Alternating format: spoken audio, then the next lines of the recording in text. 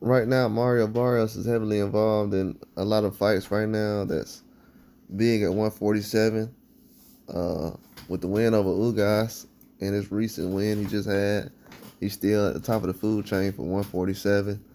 Um, right now, he's probably considered one of the biggest names out there, as he's one of the younger guys from the last generation who's still young and basically in the most action in the most fights, the biggest fights in the last couple of years. He's definitely an option for a Stanionis fight, which could be a unification with the WBA and WBC. But if that doesn't happen, that could happen if the Manny Pacquiao fight doesn't happen next.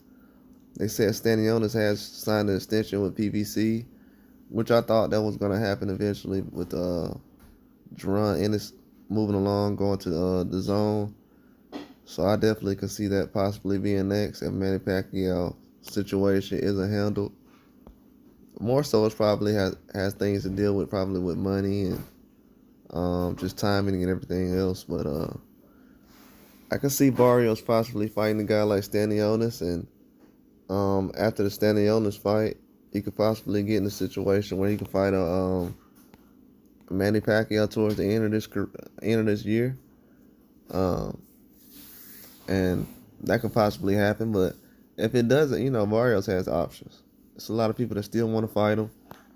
They still want their name on their resume.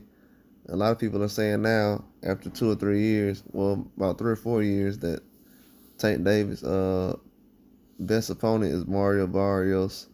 So with that situation being said, or he's one of the top three biggest names on his resume.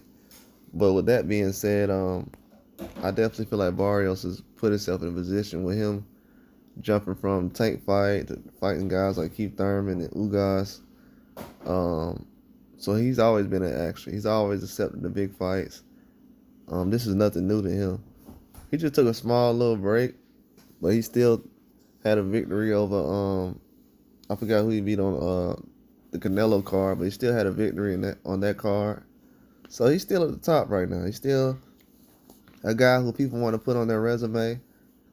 They still feel like he can possibly be a big fight. Some people look at him as a weak link, but I don't understand why, because he's never been vulnerable in any fights.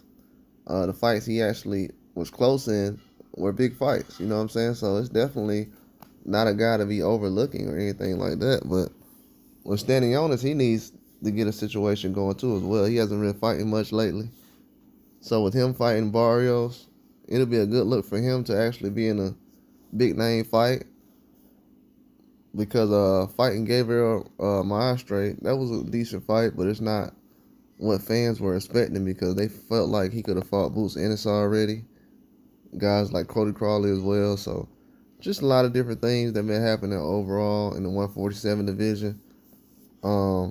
Even with Terrence Crawford gone or in the division, it's always been a mess. So that's the way things go. But that's all I got. Like and subscribe.